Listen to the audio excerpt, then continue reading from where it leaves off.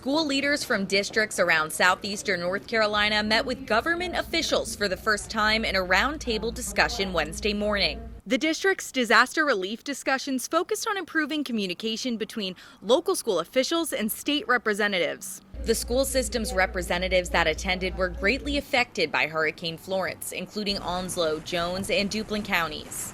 These meetings are meant to come together to see what areas of priorities there are for locally that connect to the state. And to have all the superintendents from the southeast region was to talk about hurricane recovery in particular. I think that was the main focus and the challenges that they had through the hurricane. When Hurricane Florence hit the coast of North Carolina, family homes, places of business, and school buildings were destroyed. We were out 38 days. Senator Harry Brown says $700 million from the state's $2 billion rainy day fund went to Florence recovery efforts. So fortunately, we were able to put about $700 million into disaster relief.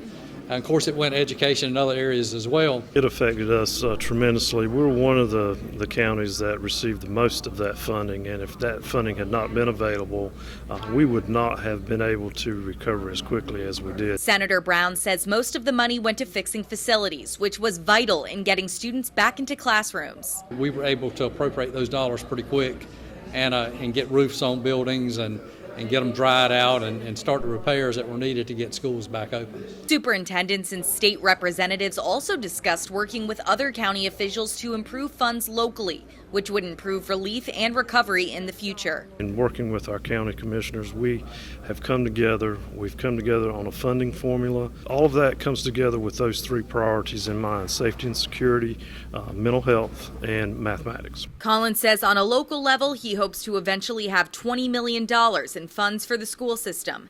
That agreement will be signed, he says, sometime next week.